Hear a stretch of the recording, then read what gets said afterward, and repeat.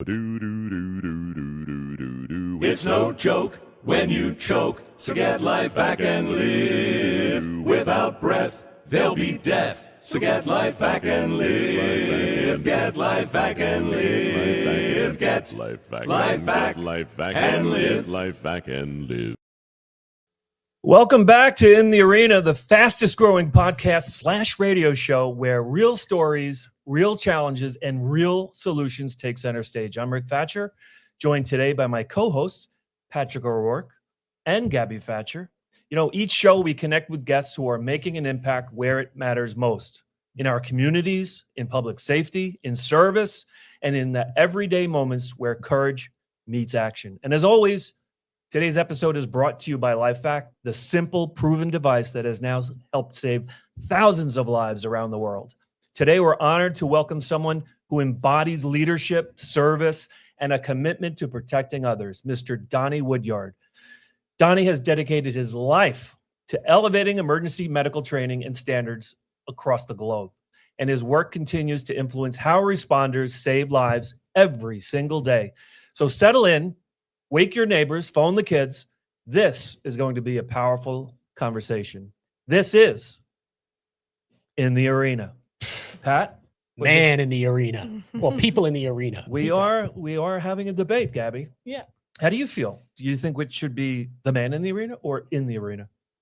Personally, I think in the arena because I'm a woman. It's more and inclusive. I'm here in the arena. All right. So You I guys, think Same last name, no relation.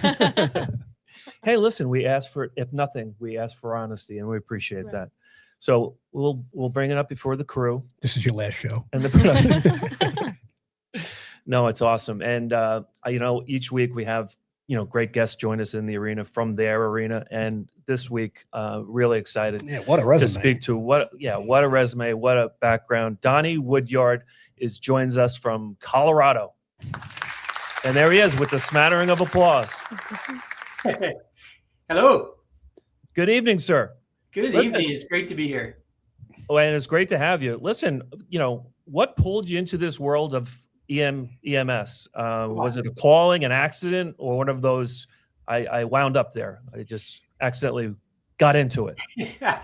Well, maybe it's all the above, but I think if I go back to the show Emergency, and obviously stars like Randy Mantooth, he really does a great job talking about how EMS is more than just a job; it's a calling, and I think that resonates with most of my colleagues in EMS. We don't get into it as a job or necessarily as a career path, but it is a calling. And for me, it was that. It started out really as a 14-year-old watching shows of emergency and rescue 911. And I just wanted to know how to be prepared to help. So I took a CPR class as a 14-year-old and at the local rescue squad. And the moment I walked in and saw the ambulances and saw the people and then heard the emergency calls go out, I said, I've got to do this. And I became an EMT the next year when I was 15. And as they say, the rest is history. But, it was really that local small town volunteer squad in the mountains of Virginia. Emergency is back on TV, actually. It's on one of the channels. Adam 12 is on at like 8 at night, then Emergency's on at 8:30. And I watch them all the time. When we were kids, they were on. Emergency had the weird siren, right? Yep. Beep, boop, beep, something like that, right? That's it. Yeah. How did the parents feel at 15? You're already in a direction. I would imagine they were thrilled. Yeah. I mean, much of a focus. Yeah, they supported me the entire time. They would drive me back and forth before I had a driver's license. And the moment I had a driver's license, then, I was at the rescue squad all the time, throughout the rest of high school, and then continue that through my college career. With the rescue squad, like a firehouse, or was it just an ambulance station? Or yeah, it was an ambulance station. So nestled right between the Appalachian Trail and in the Appalachian Mountains, and a very small family kind of oriented service, and all volunteer at the time. Wow.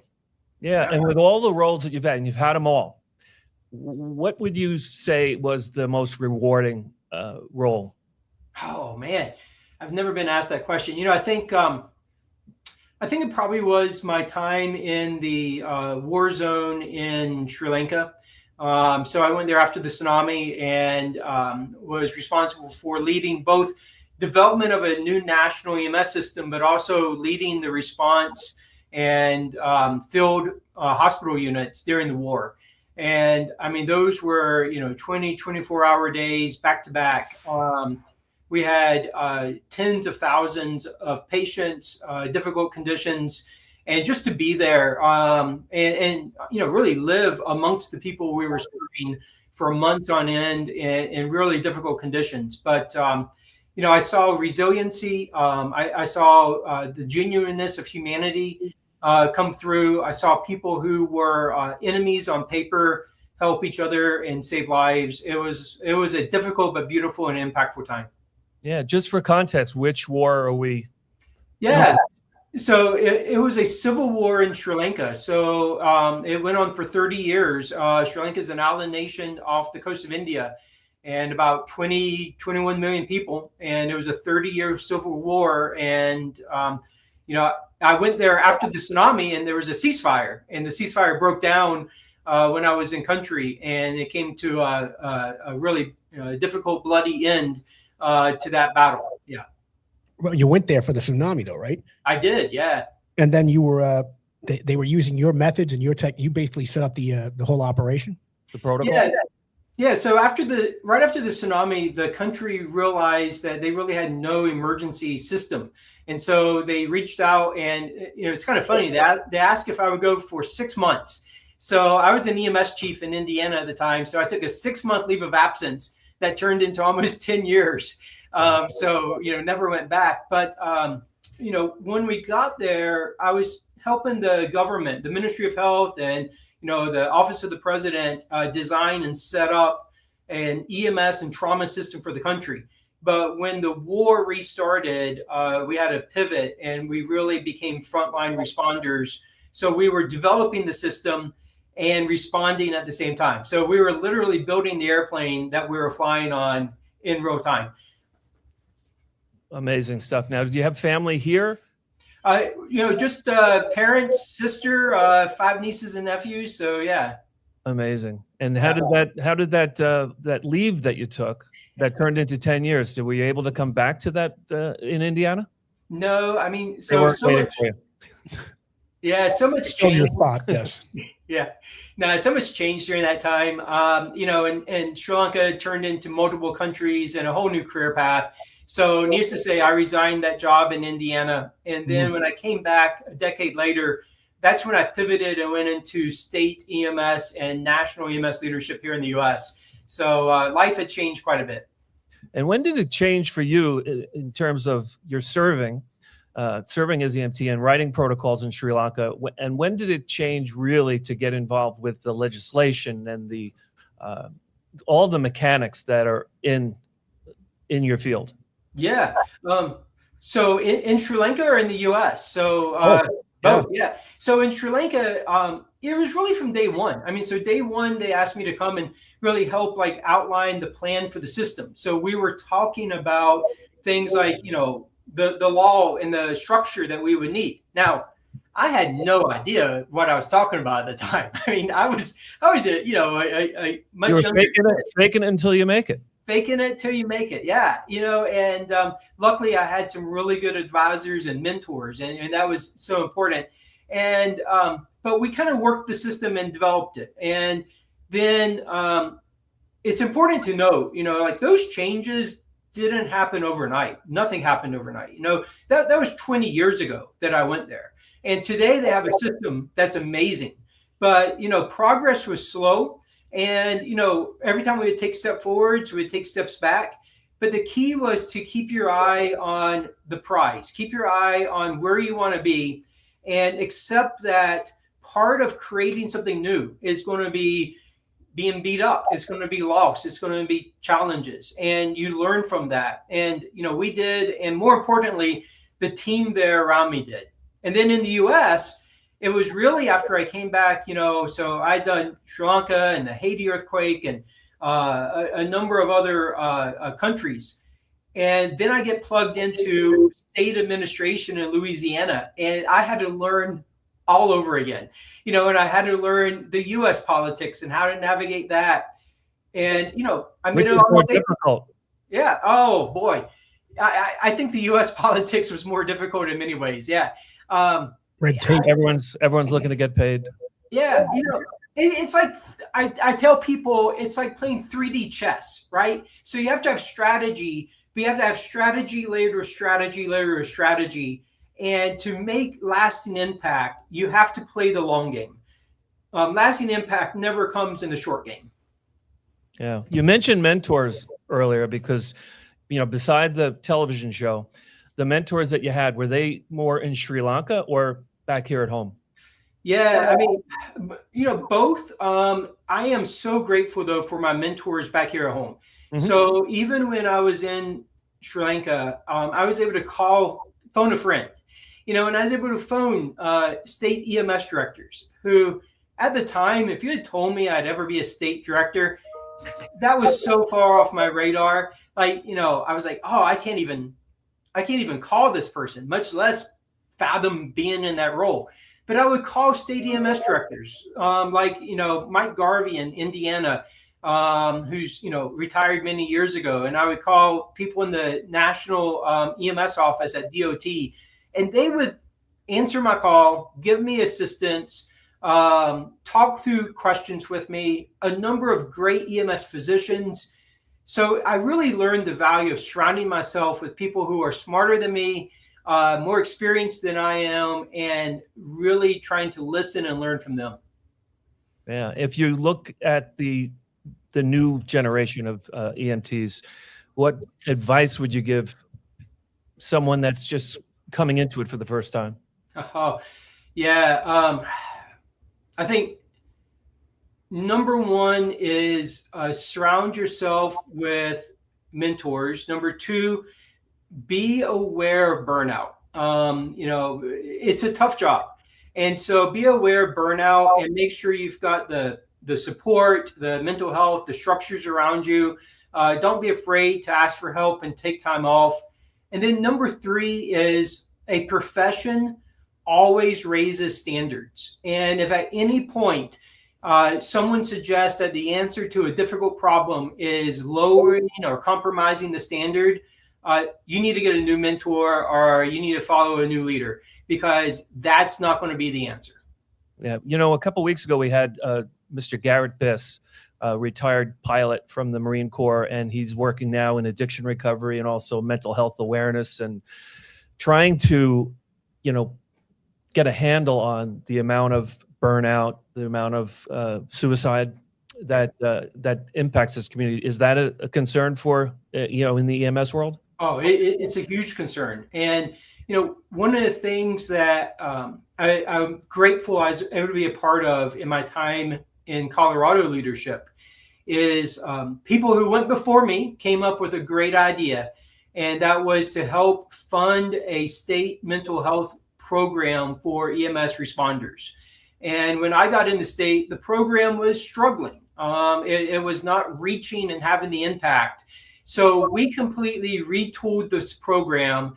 And today, I'm told it's really reaching thousands of people across the state. But the program allows for EMS clinicians to confidentially say, I need help. And the program connects them with people who can help them. It might be psychiatrists, it might be psychologists, it might be counselors. Even at one point we had concierge service. Like, maybe you couldn't find a babysitter, and this program would help you connect the pieces. So absolutely, it's a big problem. It's important for EMS to recognize the issue and get help. Yeah, we're speaking to Donnie Woodyard. Gosh, she's done it all in the world of EMS, and we're going to take a quick break, but we'd like to come back and talk about your books and about all the other great things you're doing out there in Colorado. All right, we'll be right back with more in the arena after this. Protect your family. Buy LifeVac now. Thank you, Dad. That was us over 10 years ago. Now, LifeVac is responsible for saving over 4,000 lives from choking. In the time it takes you to pick up the phone and call, another life could be saved. The LifeVac saved my life in 1 to 2 seconds. Protecting families has always been our mission. I'm sure you love your family like I love my daughter. Do us all a favor and get your own LifeVac now. Go to lifevac.net or call 877-LifeVac. Order now. Welcome back in the arena. We're talking to Donnie Woodyard, who's, again, as I said it before, he's done it all. And we want to get to the massive amount of books. You're prolific as an author in this field, not only known as a leading expert, but writing 5 books. Just incredible. When did you start with that aspect of your career? Yeah, well, it really, the journey goes back to 10 years or so ago. When I did become that state EMS director for the first time here in the U.S., I realized, I had clinical experience and I had leadership experience, but I did not know what it required to be a state director. And I made a lot of mistakes. And I realized there was nothing written down. So I kept on saying, well, someone should write this down and someone should write this down. And then finally, after a number of years of people saying, Donnie, I think you need to write it down, I finally put pen to paper one day and just started writing. And that was the very first book on, looking at the history of EMS. I call it the fragmented past, but really understanding where we came from and the decisions that were made, and understanding that at the time, those decisions were probably good decisions, but now they have implications today.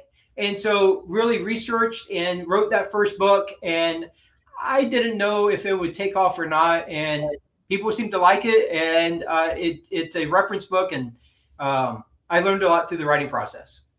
Oh, I love it. And you must have enjoyed that process because you kept going and did more. And we often talk with guests like yourself about, Arthur Lee, the inventor of LifeVac, wrote his own book, not nearly as long and detailed as yours, but it's called, Sorry, Can't Is a Lie. And it's basically a philosophy book, his philosophy, and some of the tools that he learned growing up to much less detailed.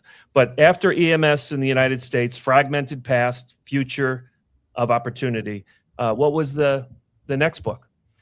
Yeah, well, I started on this journey of a leadership book. And, when I was overseas, I picked up a book, and it was this compilation of letters, and it was called, Letters to Leaders or Letters from Leaders. And that book, it's an old book now, but it was all these leaders who had wrote wisdom. And I was like, wow, we need that for EMS. So really went out and I just contacted those who had been mentors to me and people I respected and people who had a history in EMS. And I kept it kind of vague. I said, hey, I want you to write your wisdom to the next generation. And you have one chapter. And you can do a story. You can, just do something personal, something you wish you learned. And that book came together and really, encapsulated wisdom of 43 different authors. And I should add up how many hundreds of years of experience. But that was the next project. And it was so different because, I wrote a couple chapters, but, my job was really compiling it, putting it together. Yeah. Reminds us a little of The Games Do Count. Yes. A good friend of ours, Brian Kilmeade, and he's now working on another book, similar vein, where he, talks to world leaders, politicians, actors, people in everyday walks that give their credit to their experience playing sports growing up. And Gab, you could use a book, right? Correct me if I'm wrong. You could use a book now. She's in the field of physical and occupational therapy in the HR role. Yeah. Wouldn't you like a book that talked about how leaders in your industry? Yeah, that's actually a really good idea. I should probably write it. Let's go. And who would you draw inspiration from? Donnie Woodyard. Donnie Woodyard, yes. Yeah. He can do, yes, definitely. Yeah, I mean, you really enjoy that. And all the books are different. Notice when we see him at Barnes & Noble today. The Future of Emergency Medical Services, Artificial Intelligence, Technology, and Innovation. Great question for you. How is AI affecting EMS? It's beginning to affect EMS now, but I really think in the next couple of years, it's going to radically change EMS.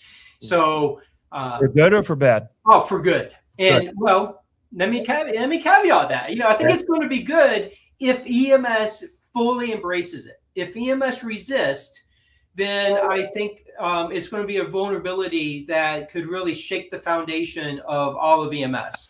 So, but if EMS embraces it, I think we have the opportunity to really bring new tools to old problems. I've got a report from 1975 that looks at ambulance sustainability in Oklahoma. And this 1975 report, if you changed out the date, it would almost read like 2025. But I think artificial intelligence and technology are bringing new tools to solve these old problems. It's going to help with things like documentation, burnout. It's going to help with patient safety. I really envision there's a time very quickly where a paramedic will be able to, access a patient's medical record that's in a HIPAA secure GPT or a model, and be able to have a conversation with the computer and say, Miss Jones is complaining of chest pain today. Review her history and tell me everything I need to know as her treating paramedic. And the computer will tell you that right back to you. That's where we're headed. And then when you add on things like autonomous vehicles and new aircraft that's being designed, I think the future is very exciting. Wow. And now, beyond the tenets of Menik Farm, Sri Lanka, the stories of resilience, did you hope resilience and hope amidst war? Did that book come later and a reflection of your time in Sri Lanka? It did. And that one's quite different. That's a photo essay. And so, it's a number of the photos I took, and there's very few words in that book. But you're also a photographer. Well, I play. I play. You remind you of Brian a little bit? He's everybody. You remind us of our friend Brian Kilmeade. Oh, well, I He's not a photographer, tries everything, but that's just about the only thing he's not doing. But it captured the stories. Menik Farm was the largest internally displaced camp on the planet at the time, and it's still probably the largest ever. Hundreds of thousands of people. And the photos just capture life in the camp, and it captures, what it was like being a captive of war, and the conditions. And it was as much of a therapeutic project for me.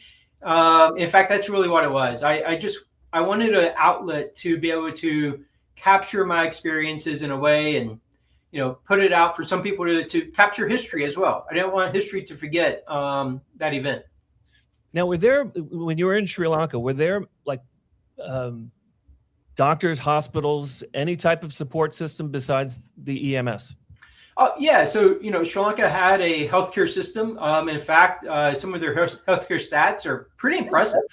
But they didn't have a transport system, and they did not have an organized trauma system at the time. And so now the country has developed, and in fact, just last year, the World Bank said Sri Lanka's EMS system was the most technologically advanced EMS system on the planet. And so, that system incorporates AI technology. It's amazing when you get to start from scratch. And of course, other people have taken it to that point. I just had a part in the foundation. Yeah. Now, is it most of your efforts now, besides the book writing, most of it here in the States? Yeah, most of it is. I still do a little bit of international work, but most of it's here. So I'm focusing on what's called an interstate compact. So it's mobility of personnel.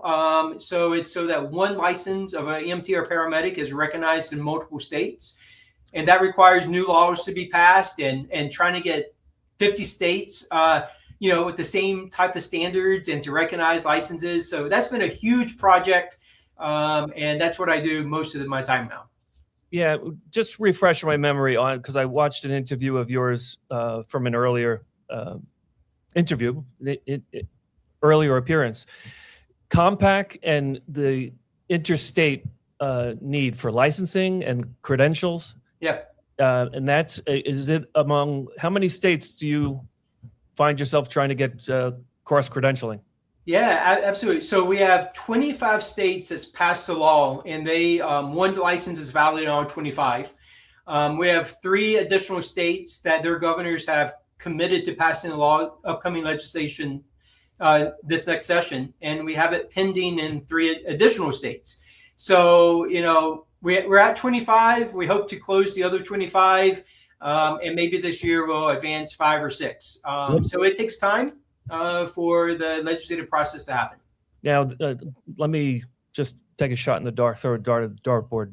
New York is not one of those states. New York is unfortunately not one of those states. Yeah. Why am I surprised? Why? California? California is not, but there's a lot of conversations going on in California, especially around wildland fire. EMS personnel have to move a lot for wildland fire, and this is a solution that really helps that mobility for disasters, wildland fire, and everyday operations. Yeah. How did the deal? Obviously, what you know and how you can provide this, the structure for great treatment. How frustrating is it? And you seem to deal with it very well. How frustrating is it to have the machinery basically get in your way? It's incredibly frustrating. And I lived that my own life. In fact, I tell people when I was that paramedic in Virginia, I transported patients to West Virginia multiple times. I was never licensed in the state. Bottom line, I was breaking the law. I did the right thing for the patient. I was breaking the law. I didn't know it at the time, but that's incredibly frustrating. And there are solutions to that. I think people are frustrated with the present, and then people are afraid of change. But, we have to change the present to actually realize that better system. And it's a process. We try to work through and provide facts. And, some states are quicker than others. Yeah. Any more books in the works? Yeah. In fact, there's an updated AI book in the works. And that one is with a publisher, and hopefully will be coming out here in the next couple of months. And it's a textbook to help educate on, AI and medicine and healthcare and EMS. Just had a book about the compact come out, and I'm toying around with a historical fiction novel, but we'll see what happens with that. Do it. We'd love Chance to is see a it. lie. Yeah. No, but we can feel your frustration. I guess Rick could talk about this more with running into regulations and we were trying to get LifeVac, certified in every state, schools, hospitals. And Texas is everyone the first. agrees it works, but no one's going to certify it. Yeah, we have an incredible young woman, Tony LeBate, who works for an organization called Equal First Aid, and she's done remarkable work basically on her own, trying to get legislation. I think they have 13 states right now. Texas was the first one that passed legislation. Yep. So starting, I think it's January 1st, there's going to have to be a airway clearance device like LifeVac in each school. And interestingly, we just heard some potentially good news. We won't talk about it, but it's close to home, and it's quite a shock. And is that a part that you take part in, or is that something that you get involved with, the lobbying and the legislation? Well, I'm not allowed to lobby, due to the job I'm in, but I certainly can answer questions, and I engage with legislators from the government side, my government role, quite a bit. I tell people there's a formula for legislation, and there are 2 key things to remember. You have to speak to the mind, and you have to speak to the heart. And when you align those 2, you can really move mountains. And so in speaking to the heart almost always involves a story. And you mentioned it, a couple of times already. You've got the story of the LifeVac. You've got the story of the people it saved. When you align the heart of the story with the facts and the data, and then you make it personal to the people and the constituents, then you can really impact change. Yeah. And now what are the states, amongst the 25, are some of them more active and have been an easier road to get involved? Yeah. Colorado and Texas were the first 2. to pass this legislation nearly a decade ago. And, the others have came on pretty quick. Certainly we know that, New York will be a little bit more difficult for us. That's a mess. Put them last. Get out of the stuff done. We're But, we certainly would hope that one day they would come on board. Alaska, Ohio, and Oregon their governors have committed to join the compact this next legislative session, and they put that out in public documents. So that's real encouraging. And in more detail, is it the cross-credential, having licensing cross state boundaries? Is that the bulk of the work? Yeah, that's the bulk of it. So, there's a couple of things that have to happen. So you have to agree on the standards. So you have to make sure that the minimum standards are the same, and they pretty much are now. And you have to agree to share data. So licensure data has to be shared.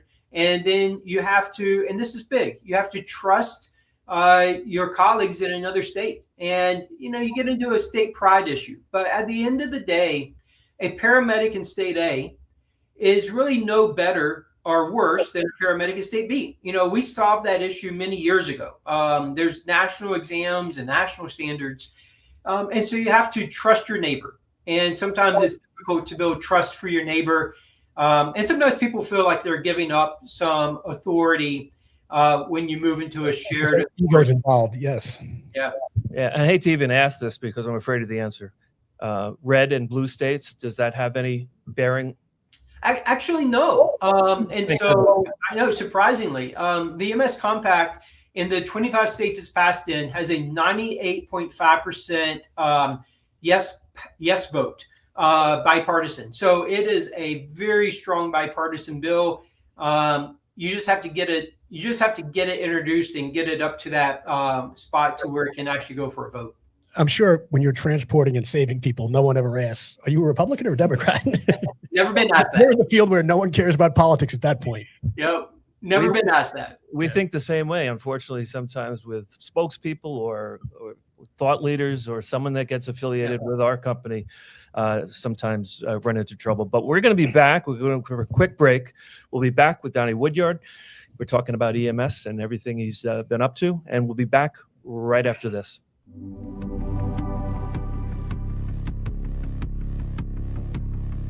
She started to choke on a piece of candy. She wasn't breathing. Then Ray reached for the LifeVac, and it saved her.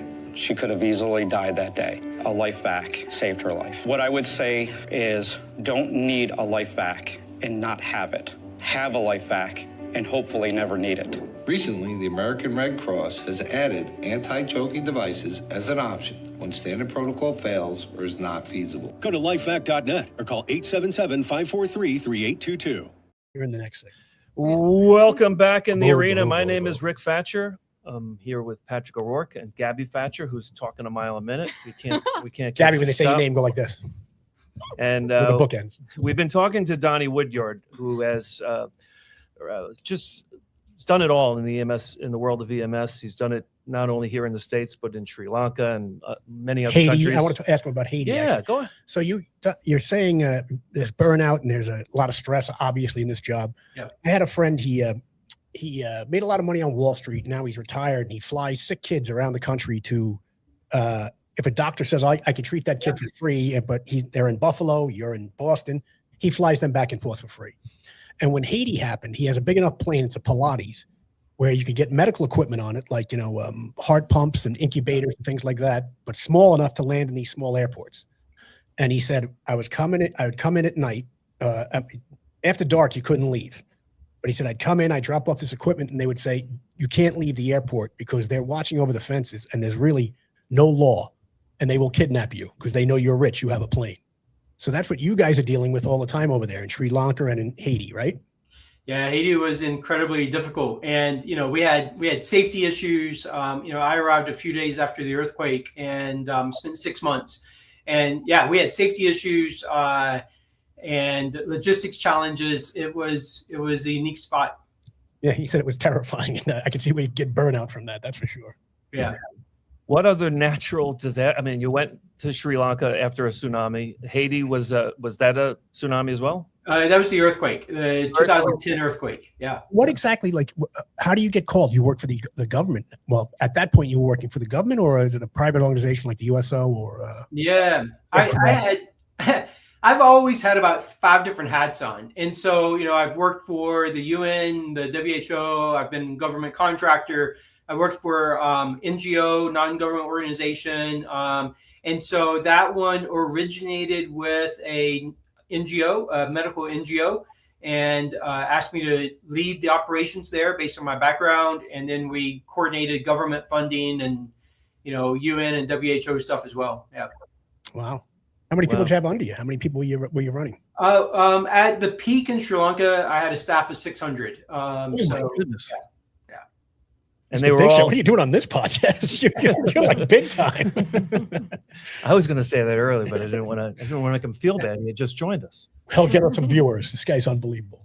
Donnie, let's move over to our firm. And I was just curious, we were all curious as to when you became aware of LifeVac. Yeah.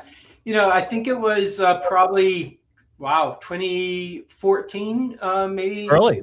Yeah, because it was invented in 2012 by Mr. Arthur Lee. Yeah. In his brain in 2012 in a garage in Massapequa. There's a lot up in that brain. Yeah. Cobwebs and bells and a lot going on. So early on when they were doing, cadaver studies and just getting the kinks out and getting up to a prototype, and you became aware of that early. Yeah. Again, I'm trying to think back in time. I know I was in Louisiana at the time, so it would have been, before 2016 when I first heard about it. Yeah. Yeah. You're obviously an avid reader and researcher, right? Yeah. I mean, you seem like a doctor. Well, I mean, are you a doctor? Can you prescribe drugs? I cannot prescribe drugs. No, I'm a paramedic. Yeah. Didn't we tell you not we'll to talk drug after the safe? show. No, you should though. You're a very brilliant guy. So aware of LifeVac, obviously 2016, just for your background, was the first year that a life was saved. The first one actually came from England in an assisted living facility. And since then, we just surpassed 5,000 lives saved worldwide. And that's just those that are reported, as you probably know from your work in different areas of the world. Sometimes the reports don't come in. So we know it's vastly underreported, but 5,000 reported, 3,000 children amongst those 5,000. So, good stuff. It's really it's amazing. Been an amazing ride. Yep. Yeah, I've always kind of been, an innovator and kind of on the edge. So I like to follow, the new products and what's coming out. And so I'm sure through one of those avenues, I heard about this new product coming out to solve, again, you innovated to solve an old problem with a new solution. And I think that that's really important, for people just listening, thinking, how can I make a difference? We're surrounded by problems. And every day we have, new innovators, new technology, new opportunities to solve those problems. And I mean, that's what you guys did. And that's awesome. It's brilliant where too. It's not too, you would never think of it. It's basically like a reverse plunger. And you're like, oh my God, this works. I can save lives with this. Yeah. But you say an old problem, it's the 4th leading cause of accidental death. When Arthur got the idea of just protecting his own daughter, because his daughter, he learned of a 7-year-old who choked to death in a hospital setting. And his daughter was 7. And he said, well, he had been trained in CPR. And that's when he learned that standard protocols don't always work, or for the, circumstances when someone's in a wheelchair, or just the standard protocols are not feasible. Yeah.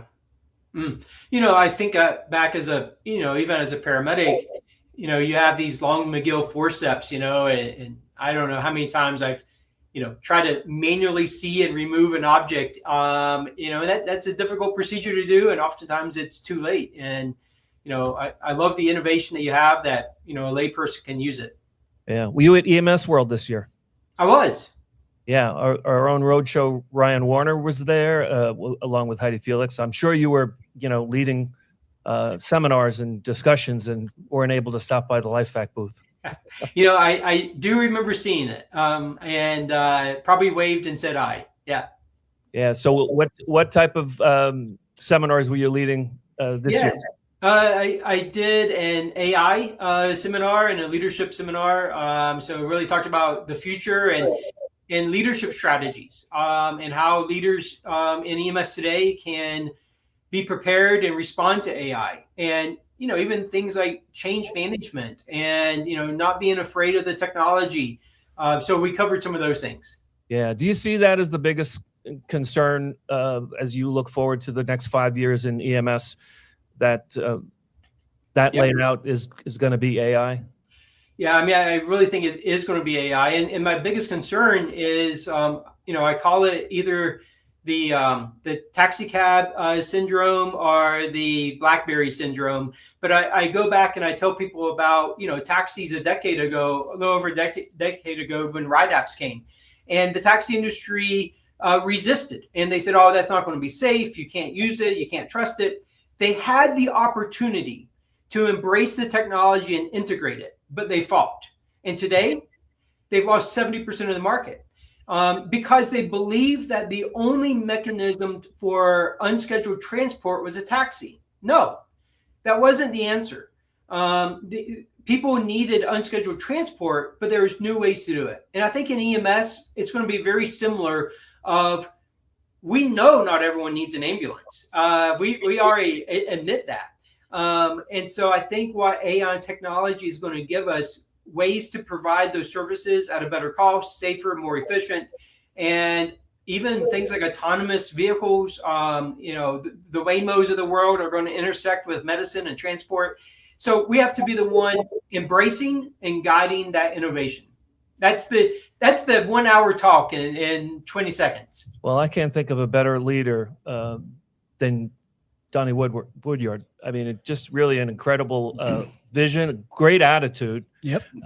Really fills in when Pat mentioned the book, Sorry, Can't Is a Lie. I mean, I don't think that word is in your vocabulary. No. And very smart and no arrogance. There's a book by called The History of Physics by a guy named Cuckoo.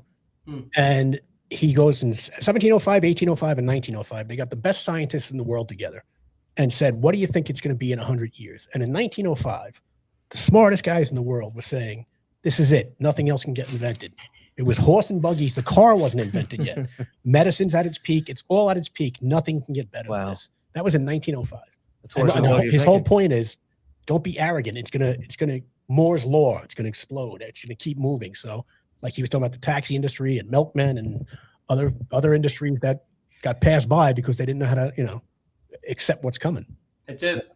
Any final thoughts, Gab? No.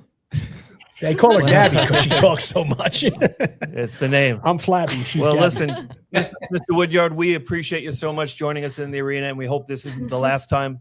Please come back and visit with us and keep up the great work. Very good guest. I appreciate it. Thanks so much, guys. And and I love the in the arena, by the way. I encourage people, get in the arena, make a difference. Don't be afraid to get a little bloody or even lose occasionally, and then come back and win the next time. That's right. You learn from losing. We love it. So I should be really smart. Yeah, we'll see you along the way. Thanks so much, Mr. Woodyard. Thank you. Daniel, man, oh man, that's a great conversation. Yeah, smart guy. So listen, you know what's coming up next? A roadshow? No, Ray Priebe. We're going to talk to Ray Priebe.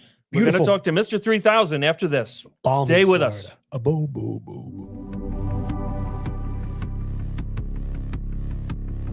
Ben Carson here with a potentially life-saving message. I may be a retired neurosurgeon, but trying to help save lives is something I'll never stop doing. Every year, this world loses around 5,000 lives that could have been saved from choking accidents. That's why I've partnered with LifeVac, a company based right here in the USA.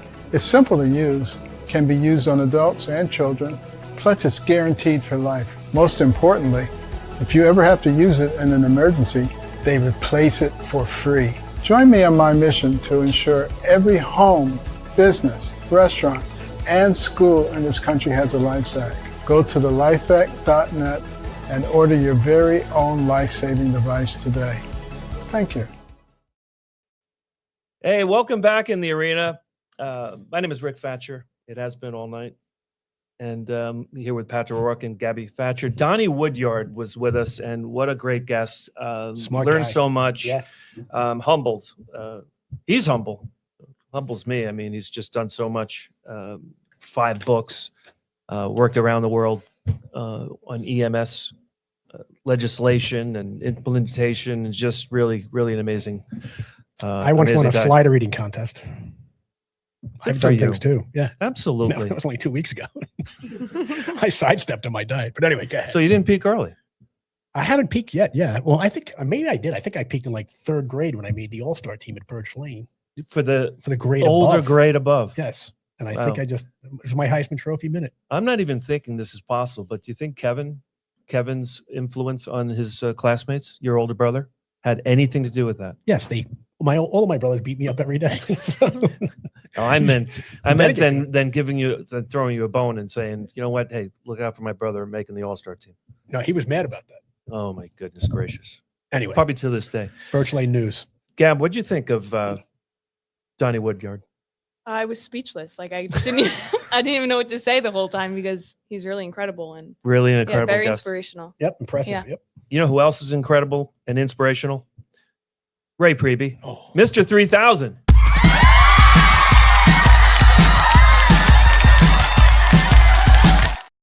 Hey, men and women of the arena. How we all doing tonight? People of the arena. She insists. Yes. Okay, We're nothing if not diverse. That's right. We are diverse. We are diverse. Just like our numbers, folks, because let's talk about today alone. Today we had 7 saves just today. Wow. I mean, that is just absolutely incredible. Is that average? It varies. Might be more. We're usually average. We're about 30 a week, give or take.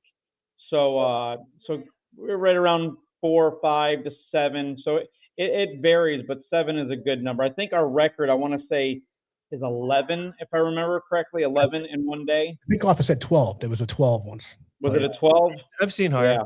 But also, we're all going to guess before you tell us the number. My guess is 5,000. Okay, I love this game. 5,123 is my guess. Mine's 5,121. Okay, right in there. Without You going can't over. say 22. I'm not even gonna fathom a guess. Rick's like, I'm not guessing. Well, let's throw the screen up there. Bobby, do we have one for tonight? Sure. Oh, graphic. There you go.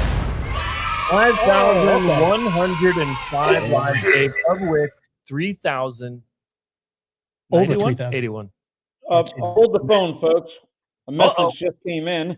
We have 5,106 saves. Nice. 3,092 children reported saves to date. Amazing. That's That reported. includes the 7 saves from today alone. And yes, I'm Mr. 3000 because, 415 days ago, I saved my little girl with a LifeVac. And since then, in 415 days, we have saved 2,106 reported saves. Wow. Wow. Absolutely amazing. I mean, 400, just over 400 days, 2,000 lives, over 2,100 lives. Just absolutely amazing. Just going to keep exploding.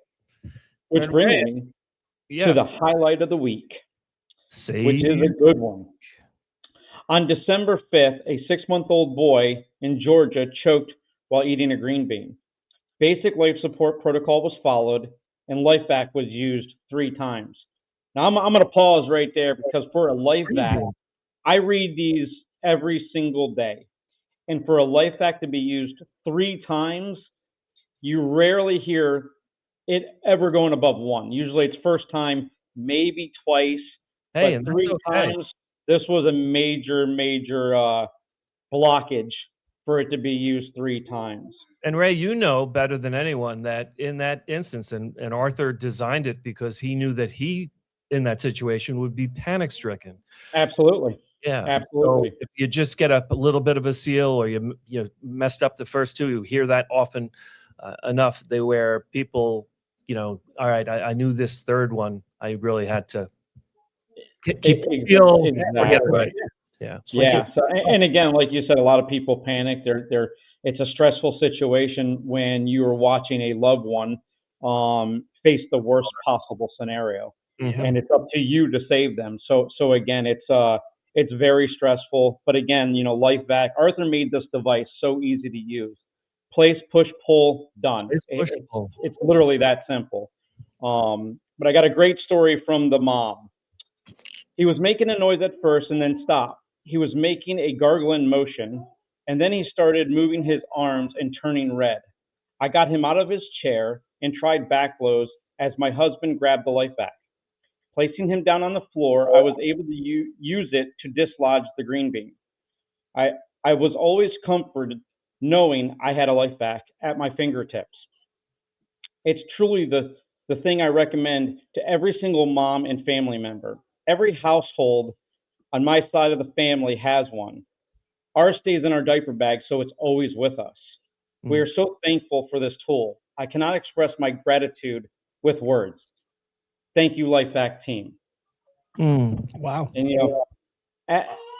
we see it, Ray. Every week that you read this story, you get emotionally involved, and it's you can feel the parent, you can feel their emotions in their words, and it's so true that even for me, there are no words to say thank you. There's no expression of gratification that we could ever show for this tool, for the time that Arthur spent, inventing this. It's absolutely amazing. And we hear Princess Maya. Oh, she is absolutely here. Maya, would you like to come say hi? What'd she say? You have to pay me? She said she can't right now because she doesn't have a shirt on, is what she said. Oh, that's Santa's watching. Yeah. Maybe in different words she chose. So we're gonna keep this show PG. Yeah, I'm sensing a catchphrase. Yes, LifeVac. Better to have it and not need it than need it and not have it. The life you save could be your own, could be a friend, could be anybody, could be a stranger. Get a LifeVac. Great night, guys. Good night. God bless. You too. God bless you, Ray Priebe. Great seeing you. Mr. 3000. Before he described it, I was gonna just refresh everyone's memory. Well, let's bring up Roadshow for a second. Seriously, come on up here, because he talks about all the time how that's what's reported. He works in these price clubs, or what are you? Costco's, where people don't report it. How many times has that happened to you? It's happened. I don't have the exact number, but I believe it was around 33 times where people came up to me and didn't report it, where I tried to get them to go to the site and report it to us, because we always love to hear. And love to hear it. And now we look like the Beatles. Come on, you got to get closer. and in turn, they wind up saving more lives. People hear it. They saw something that connects them and has it in their thought. Hey, that's something I should get. And then just yesterday, we found out about 2 unreported saves. So the police officer, right? Yeah, police officer from Miami Township, Officer Foley. He used the LifeVac to save someone's life down there in Florida. And yesterday, me and Rick, we went to the Embassy Diner, and Gus, the owner of the Embassy Diner, over in Bethpage, right? Yep, over in Bethpage. Yep, yeah, good diner. Most patriotic diner in the world, a bunch of times. And his nephew was saved with a LifeVac, unreported. Yep. So we're getting these cases of unreported saves. But please report them; it helps. Yeah, it does. Wow. All right, that's his cameo. That's great stuff. Right, That's get the hell out of here. Sit down, Roadshow. Ryan Warner, beat it. Yeah. Scram. Been amazing. Hey, listen, bring up the graphic real quick before we end the show. I want to just mention that Pat O'Rourke and I and Arthur Lee will be in Fort Myers, Florida, February 14th. Yes, Valentine's Day, February 14th, 2026. That's next year. History, Liberty, and Laughs Tour. Pat, how exciting is it for us? That's a great way to spend Valentine's Day. Very romantic. I really can't think of a better way. I can't either. Yeah. So go to we'll be there. Go to briankilmeade.com, get your tickets. We'll see you February 14th. There's also a contest to win a date with either me or Rick. In case your Valentine didn't show up. Wear the door prize. Yeah. 2nd, 3rd, 4th, and 5th. Yes. Prize. No one will come to the show now. All right, Bobby, roll it. I think we're ready to go. I want to thank Gabby, Pat O'Rourke. And at any point now, I'm going to be able to say goodbye. Hey, that wraps up another episode of In the Arena. A huge thank you to our guest, Donnie Woodyard, for sharing his insight, passion, and commitment to saving lives. As always, today's show is brought to you by LifeVac, proudly helping protect families and communities around the world. I have been Rick Fatscher. For Patrick O'Rourke, Gabby Fatscher, and Roadshow, Mr. 3000, Ray Priebe. Thanks for joining us. Stay safe, stay inspired, and stay in the arena. Take it away, Mike Rowe. It's no joke when you choke, so get LifeVac and live. Without breath, there'll be death. So get LifeVac and live. Get LifeVac and live. Get LifeVac and live. LifeVac and live.